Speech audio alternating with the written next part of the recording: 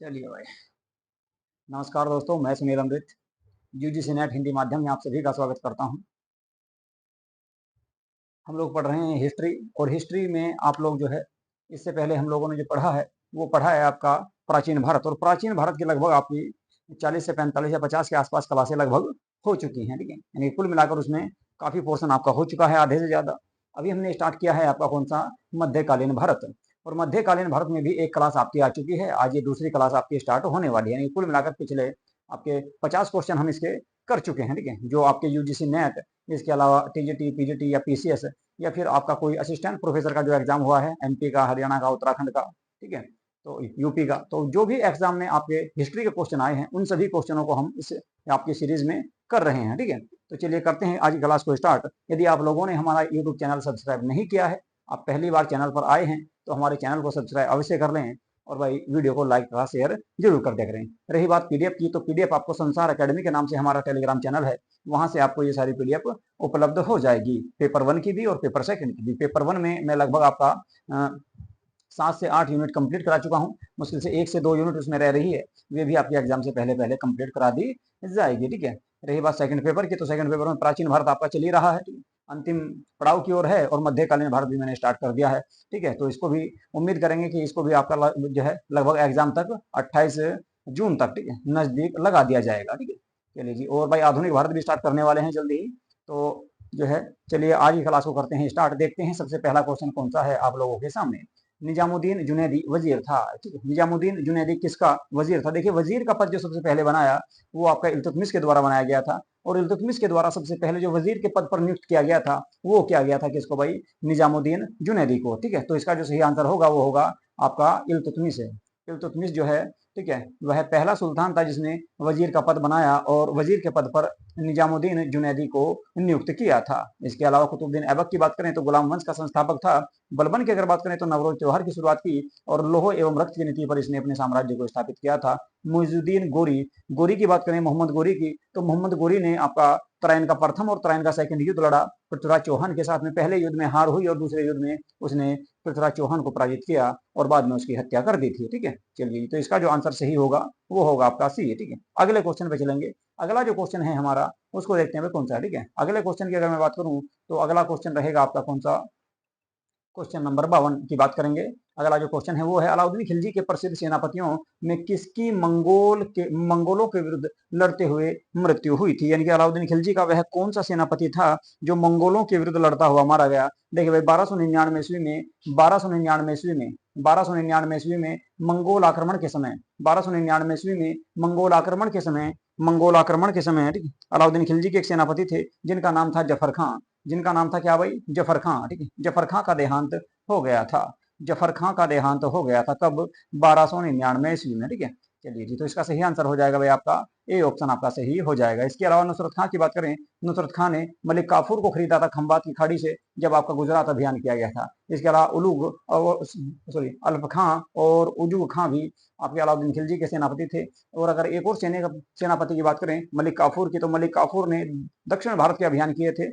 दक्षिण भारत के अभियान किए थे किसके द्वारा? मलिक काफूर के द्वारा। वे भी अलाउद्दीन खिलजी के ही सेनापति थे। अगले क्वेश्चन की अगर बात करें, अगला जो क्वेश्चन है आपका, किस सुल्तान के शासनकाल के दौरान अकत खां का विद्रोह हुआ था? बताओ भाई, अकत खां का विद्रोह किस सुल्तान के समय हुआ था, ये आपको इसमें बताना है, ठीक है। अकत खां के समय किस सुल्तान का विद्रोह हुआ? तो सॉरी आपका किस सुल्तान के दौरान या शासनकाल के दौरान अकत खां का विद्रोह हुआ था? अकत खां कौन था? पहली बात तो ये देखो, ठीक है भाई। अकत खां जो था, अकत खां की अगर बात करें तो अकत खां जो था ये आपका, ठीक है,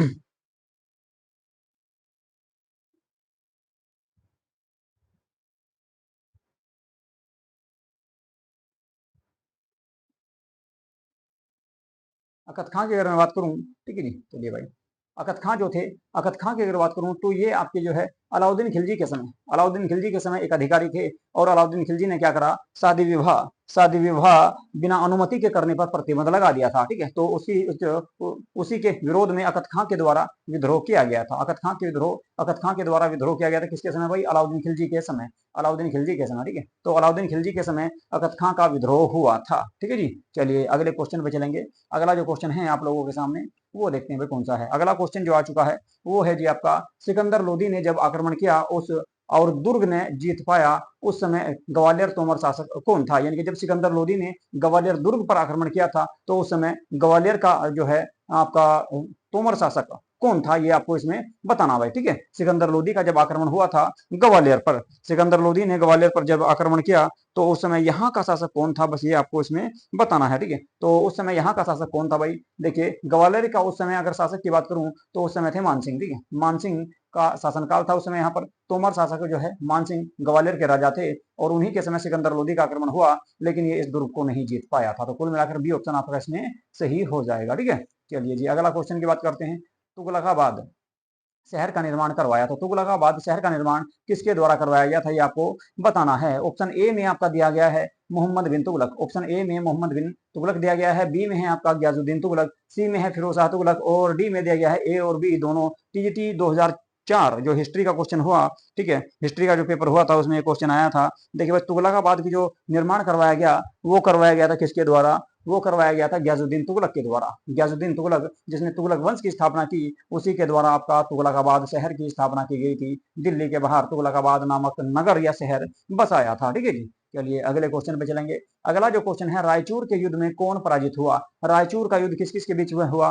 तो रायचूर के युद्ध में कौन पराजित हुआ था, ये आपको इसमें बताना है। ठीक है, देखिए भाई, रायचूर का जो युद्ध हुआ वो आपका कब हुआ और किस किस के बीच में हुआ था? तो रायचूर का जो युद्ध हुआ वो आपका किस किस के बीच में हुआ था, ये आपको बताना है। ठीक है, चलिए जी, देखिए फटाफट बताइएगा इसका क्या इसका सही आंसर होगा। ठीक है, रायचूर का जो युद्ध हुआ, बीजापुर के शासक थे भाई, बीजापुर के शासक थे इस्माइल आदिल शाह। इस्माइल आदिल शाह, इस्माइल आदिल शाह इस युद्ध में पराजित हुआ था। इस्माइल आदिल शाह इस युद्ध में पराजित हुआ था। जो कहाँ के शासक थे?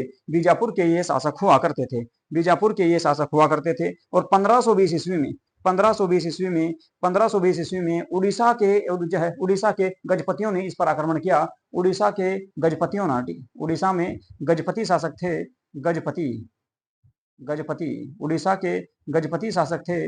उन लोगों ने जो है आपका किसको? इस्माइल आदिल शाह को पराजित किया था, जो आपका बीजापुर का शासक था। और रायचूर के युद्ध में इन लोगों ने इसको पराजित किया था। ठीक है, चलिए जी, तो बी आंसर आपका सही हो जाएगा। अगले क्वेश्चन की अगर मैं बात करूं, अगला क्वेश्चन है आप लोगों के सामने कौन सा? निम्नांकित में से किसे जजिया कर का भुगतान करना होता था? तो जजिया कर किसको देना पड़ता था भाई? जजिया कर जो है, जजिया कर जो था गैर मुस्लिमों से लिया जाने वाला कर था, जिसकी शुरुआत मोहम्मद बिन कासिम के द्वारा की गई 712 ईस्वी में। इसके बाद अगर मैं बात करूं, पहला शासक जिसने ब्राह्मणों पर भी जजिया कर लगाया तो वे कौन थे? वे थे आपके भाई फिरोज शाह तुगलक। इसके बाद अकबर ने इस कर को समाप्त कर दिया था, अकबर ने इस कर को समाप्त कर दिया था, परंतु बाद में औरंगजेब ने फिर से इस कर को शुरू कर दिया। और बात करें अंतिम रूप से, तो अंतिम रूप से यह है जो कर आपका लोगों ने देना बंद कर दिया, ये बंद कर दिया था भाई किसके समय? ये बंद कर दिया गया था मोहम्मद शाह रंगीला के समय। ठीक है, तो कुल मिलाकर बच्चों को नहीं देना होता था, बुजुर्ग व्यक्ति भी नहीं देते थे, इसके अलावा महिलाओं के द्वारा भी इसको नहीं दिया जाता था।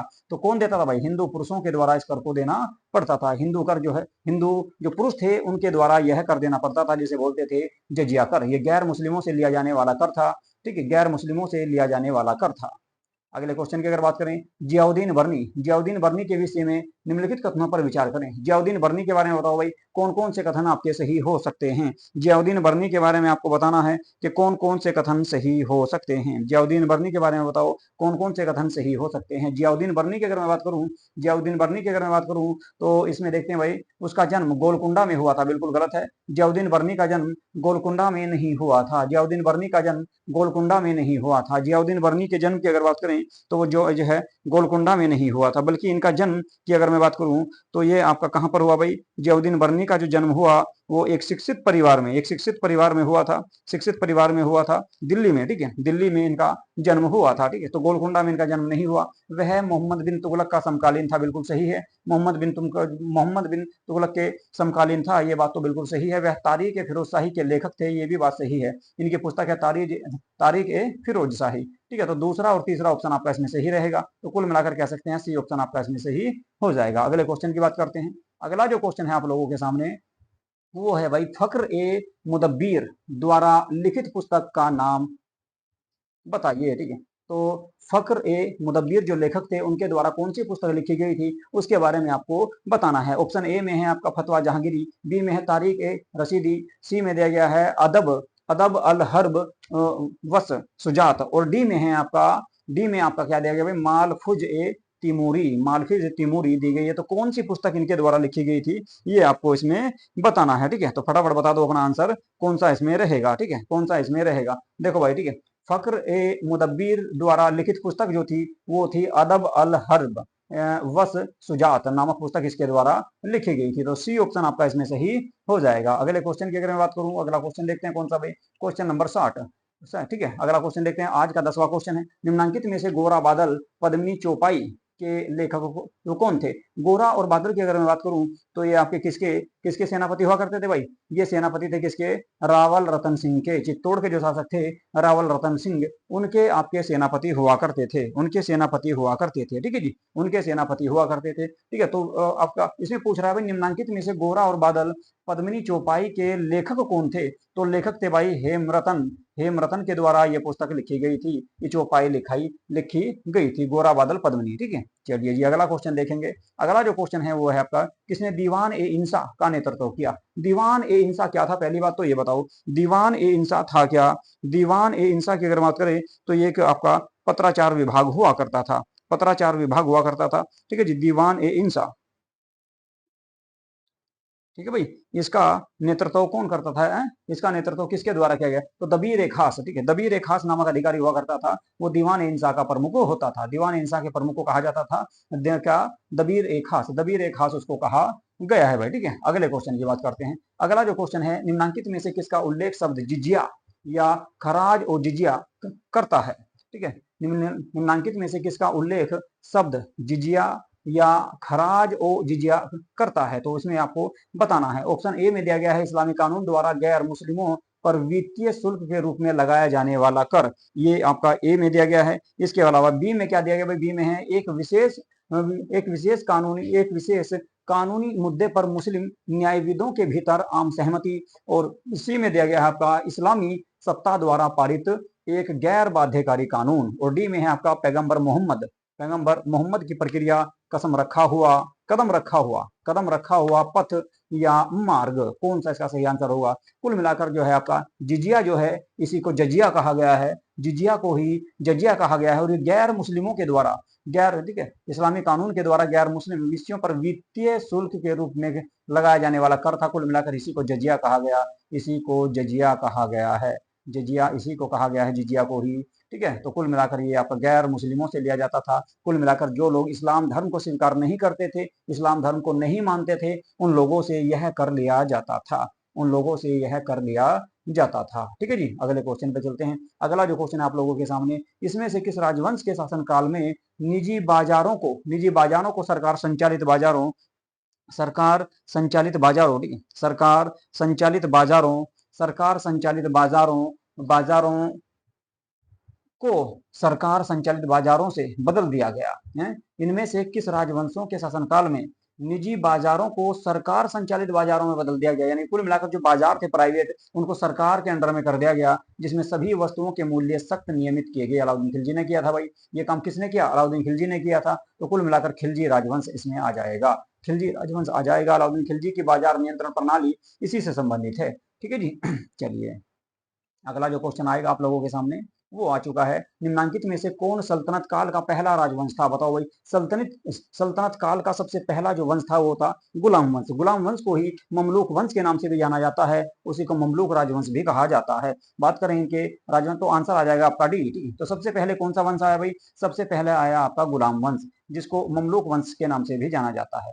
तो सबसे पहला जो वंश था वो था कौन सा भाई, गुलाम वंश, ठीक है। तो सबसे पहला वंश था गुलाम वंश। गुलाम वंश के बाद कौन सा वंश आया भाई बताओ, गुलाम वंश के बाद कौन सा वंश आएगा, गुलाम वंश के बाद बात करें तो खिलजी वंश आ जाएगा, खिलजी वंश आ जाएगा, ठीक है, खिलजी वंश आ जाएगा। चलो जी, तो खिलजी वंश आ गया। खिलजी वंश के बाद बताओ भाई कौन सा आएगा, खिलजी वंश के बाद आएगा जी तुगलक वंश। तुगलक वंश आ गया भाई, तुगलक वंश आ गया, तुगलक वंश आ गया, तुगलक तुगलक वंश आ गया जी। ये लो जी, तुगलक वंश आ गया, 3 वंश हो गए। इसके बाद आया था भाई आपका कौन सा, सैयद वंश। इसके बाद आया आपका सैयद वंश, इसके बाद आया आपका कौन सा, सैयद वंश भाई, सैयद वंश, ठीक है। तो सैयद वंश के बाद में कौन सा रहेगा, सैयद वंश के बाद में सबसे अंतिम में आएगा भाई कौन सा, दिल्ली सल्तनत में लोधी वंश, लोधी वंश, ठीक है। तो ये कुल मिलाकर अगर बात करें तो आपके 5 वंश रहे दिल्ली सल्तनत के अंतर्गत, जिनसे संबंधित क्वेश्चन हम लोग पढ़ रहे हैं। तो डी आंसर इसका भाई आपका सही हो जाएगा। अगले क्वेश्चन पे चलते हैं। अगला जो क्वेश्चन है वो है मुगल प्रशासन। मुगल प्रशासन से संबंधित निम्नलिखित में से कौन सा कथन सत्य नहीं है? कौन सा कथन गलत है? गलत कथन बताना, बस आपको गलत कथन बताना कि गलत कथन कौन सा है। गलत कथन बताना भाई कि गलत कथन कौन सा है। ठीक है, गलत कथन कौन सा है ये आपको बताना है। ठीक है जी, चलो जी। देखिए भाई, मीर आतिश ये तोप खाने का प्रमुख हुआ करता था, बिल्कुल सही है। मीर बरर वन अधीक्षक होता था, यानी कि उसकी जांच करने वाला। मुशर्रिफ, मुशर्रिफ की बात करें तो राजस्व सचिव ये हुआ करता था। नाजिर ए बयूतात, नाजिर ए बयूतात की अगर मैं बात करूं तो ये शाही कारखाने का अधीक्षक हुआ करता था। किसका भाई? शाही कारखाने का। शाही कारखाने का प्रमुख, शाही बड़ा से आएगा भाई, शाही कारखाने, शाही कारखाने का ये प्रमुख हुआ करता था। किसका भाई? शाही कारखाने का प्रमुख ये हुआ करता था। शाही कारखाने का ये प्रमुख हुआ करता था नाजिर ए बयूतात। तो कुल मिलाकर नाजिर ए बयूतात ही गलत है। बात करें आपका महालेखा परीक्षक, महालेखा परीक्षक जो होता था इसको कहा जाता था क्या भाई? मुस्तौफी, इसको मुस्तौफी बोलते थे।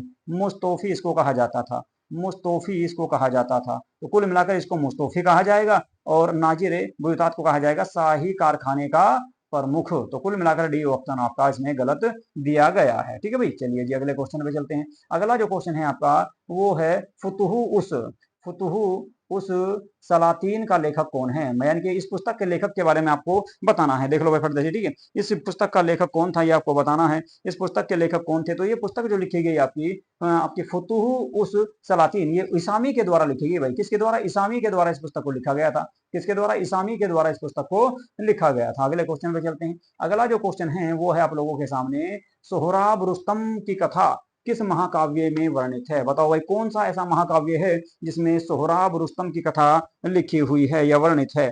बताओ भाई किस में है? ठीक है,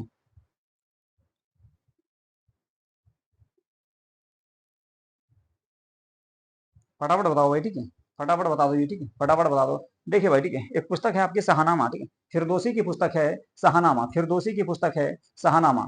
लेखक का क्या नाम है? फिरदौसी, फिरदौसी। फिरदौसी की पुस्तक है शाहनामा।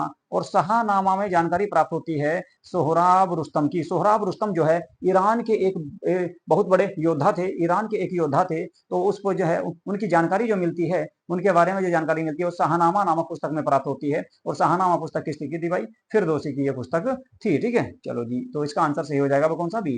बी आंसर आपका सही हो जाएगा। अगले क्वेश्चन की अगर बात करें, निम्नलिखित में से असंगत बताना भाई। असंगत का मतलब है कि असंगत बताना कि कौन सी पुस्तक किसके द्वारा लिखी गई थी। कौन सी पुस्तक किसके द्वारा लिखी गई थी ये आपको इसमें बताना। असंगत बताना है आपको कि असंगत कौन सा होगा। असंगत कौन सा होगा? असंगत कौन सा होगा?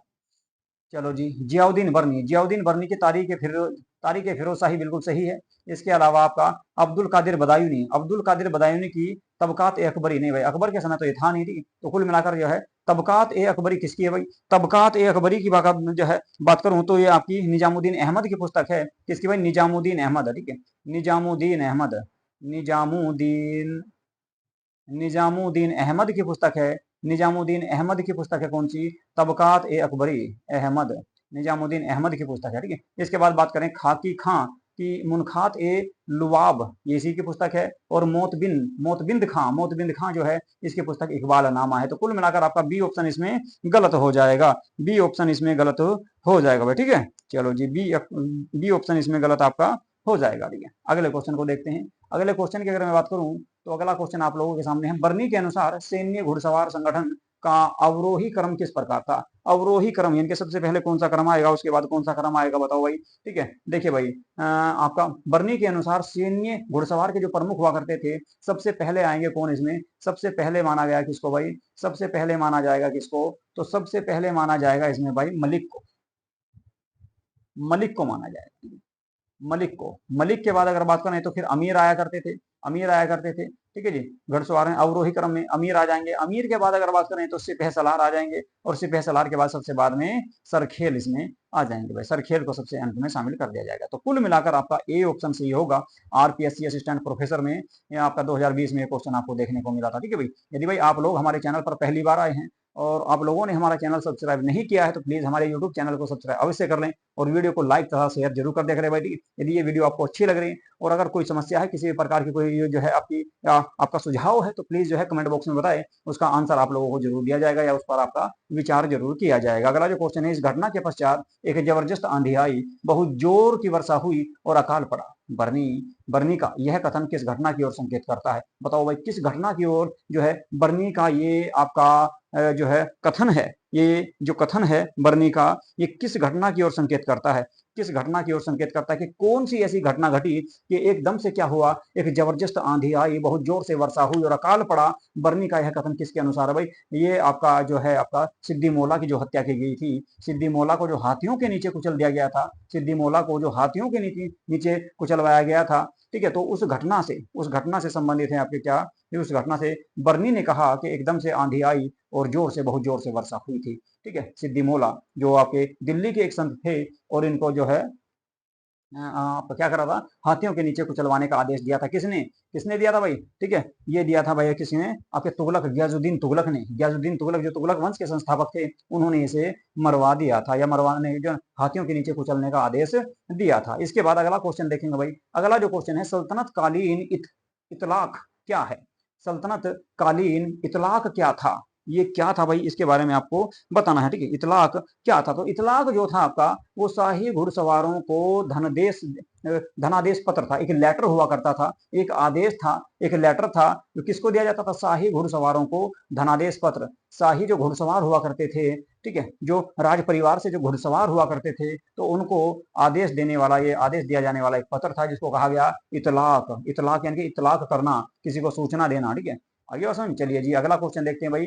क्वेश्चन नंबर है आपका 72वां, और वैसे आज का अगर देखा जाए तो ये कुल मिलाकर आपका कौन सा क्वेश्चन रहेगा भाई? 22वां क्वेश्चन। ठीक है, निम्न में से किस सुल्तान ने दल 40 को भंग किया? देखो भाई, आप सभी को पता है, दल ए 40 में 40 प्रमुख सरदार थे और इसकी जो स्थापना की गई थी आपकी इल्तुतमिश के द्वारा की गई थी। इल्तुतमिश ने दल ए 40 का गठन किया और बलबन भी उसी का एक मेंबर था। लेकिन बलबन जब शासक बना तो बलबन ने जो है दिल्ली आपका क्या करा, दल ए 40, जिसे आपका तुर्कान ए चहलगानी के नाम से भी जाना जाता था, सबसे पहले इसी का अंत किया। और तो कुल मिलाकर इसका आंसर आएगा आपका कौन सा भाई? ए आंसर आपका इसमें सही हो जाएगा। ठीक है, चलिए जी, अगले क्वेश्चन पे चलते हैं। चचनामा किस मूल भाषा में लिखी गई थी? बताओ भाई, चचनामा जो पुस्तक है, चचनामा से जो जानकारी मिलती है, किसके बारे में मिलती है भाई? चचनामा के बारे में जानकारी अगर जो मिलेगी, जानकारी जो प्राप्त होती है चचनामा से, वो मिलती है आपकी किसके बारे में? वो मिलती है भाई आपकी मोहम्मद बिन कासिम का जो आक्रमण हुआ था। मोहम्मद बिन कासिम का आक्रमण क्यों हुआ, किस लिए हुआ, और उस घटना क्या क्या घटना हुई थी, उस सब की जानकारी मिलती है चचनामा पुस्तक से। लेकिन इसके लेखक की जानकारी नहीं मिलती, लेकिन इसके लेखक की जानकारी नहीं मिलती। ठीक है, इसके लेखक की जानकारी नहीं मिलती, परंतु परंतु ये किस भाषा में लिखी गई थी, ये पूछ रहा है भाई। कौन सी भाषा में? ये मूल भाषा क्या थी इसकी? मूल भाषा क्या थी भाई? देखो, ये अरबी मूल भाषा है इसकी, क्या अरबी, अरबी भाषा में लिखी हुई ये पुस्तक थी, जिसको कहा गया क्या? चचनामा। चचनामा के नाम से इसको जाना जाता था। अरबी भाषा की पुस्तक थी। 2020 में लेक्चरर आपका उत्तराखंड पीसीएस में जो क्वेश्चन आया था, उसमें ये क्वेश्चन आपको देखने को मिला था भाई। अगला क्वेश्चन देखते हैं। फुतुहु उस सलातीन रचना का संबंध किसके इतिहास से है, यानी कि किसके इतिहास से है? जो है कौन से राजा के बारे में या कौन से काल के बारे में इस पुस्तक में जानकारी प्राप्त होती है? पुस्तक का नाम मैंने आपको बताया, पुस्तक का नाम है फुतुहु उस सलातीन। फुतुहु उस सलातीन के बारे में किस काल के बारे में या किस राजवंश के बारे में जानकारी मिलती है? बहमनी, अकबर, विजयनगर या चोल? देखो भाई, इसके बारे में अकबर के बारे में नहीं मिलती, चोल के बारे में नहीं मिलती और ना ही विजयनगर के। बहमनी साम्राज्य के बारे में इस पुस्तक में जानकारी प्राप्त होती है। बहमनी साम्राज्य जो था, उसके बारे में इस पुस्तक में जानकारी हमको प्राप्त होती है। अगला क्वेश्चन देखेंगे भाई। अगला जो क्वेश्चन है आज का आखिरी क्वेश्चन, ठीक है, आज 25 क्वेश्चन करेंगे भाई। ठीक है, आज का जो आखिरी क्वेश्चन है वो है, निम्न में से किसने कोक शास्त्र का फारसी भाषा में अनुवाद किया? बताओ भाई, कोक शास्त्र जो पुस्तक थी, कोक शास्त्र जो ग्रंथ था, उसका फारसी भाषा में अनुवाद किसके द्वारा करवाया गया? किसके द्वारा करवाया गया था, ये आपको बताना है भाई। ठीक है, कोक शास्त्र जो है एक संस्कृत भाषा का जो है ग्रंथ है, जिसको तुति नामा के नाम से भी जाना जाता है। तुति नामा के नाम से भी इसको जाना जाता है। ठीक है, बताओ भाई, इसका जो है आपका फारसी भाषा में अनुवाद किसने किया? तो जिया नक्शबी जो लेखक थे, इनके द्वारा इसका फारसी भाषा में अनुवाद किया गया था। फारसी भाषा में इसके द्वारा अनुवाद किया गया था। बताओ भाई, आज की क्लास आप लोगों को कैसी लगी, इसके बारे में आप लोग जो है कमेंट बॉक्स में जरूर हम लोगों को बताएं। और यदि ये क्लास आपको अच्छी लग रही है तो प्लीज भाई वीडियो को लाइक तथा शेयर जरूर कर दिया करें। ठीक है, चलिए जी। तो और अगर आप हमारे चैनल पर पहली बार आए हैं, नए आए हैं, इससे पहले नहीं थे कभी, ठीक है, इस चैनल पर नहीं आए थे और आप पहली बार आए तो आपको बता दूं कि हमारे चैनल पर जो है यूजीसी नेट पेपर 1 आपका पेपर 1 की संपूर्ण तैयारी कराई जा रही है। लगभग 10 की 10 यूनिट डिटेल में आपकी करवाई गई है, ठीक है, और थ्योरेटिकल कराई गई, ऑब्जेक्टिव नहीं, ठीक है, थ्योरेटिकल कराई गई, उनके ऑब्जेक्टिव भी कराए गए हैं वैसे, ठीक है, और आगे भी कराए जाएंगे। और अभी लगभग 8 यूनिट के आसपास, 7 यूनिट के आसपास आपकी कंप्लीट हो चुके हैं। 8वीं अपनी जो है आपकी 8वीं यूनिट आपकी जो है प्रोग्रेस में है, ठीक है, उसको आपका यूनिट नंबर 5 दिया गया है उसमें नाम, तो उसकी भी आपके लगभग 3 से 4 क्लासेस उसकी भी आ चुकी हैं, ठीक है, जिसको कहा गया क्या भाई, उसका नाम है आपका क्या, math and reasoning, math and reasoning, ठीक है, और इसके अलावा एप्टीट्यूड वगैरह उसमें शामिल है, ठीक है, तो वो सारा का सारा उसमें रहेगा, तो वो भी आपके प्रोसीजर में चल रही है, ठीक है। और रही बात पीडीएफ की, पीडीएफ आपको संसार अकेडमी नामक हमारा टेलीग्राम चैनल है, वहां से आप लोग जो है इनकी पीडीएफ भी डाउनलोड कर सकते हैं। ये सारी की सारी पीडीएफ जो है आपको वहीं से प्राप्त होगी, पेपर 1 की भी और पेपर 2 की भी, ठीक है। चलिए जी, तो आज की क्लास को यहीं पे समाप्त, और अगर नए आए हैं आप तो हमारे चैनल को सब्सक्राइब जरूर कर लेंगे, ठीक है। चलिए, नमस्कार।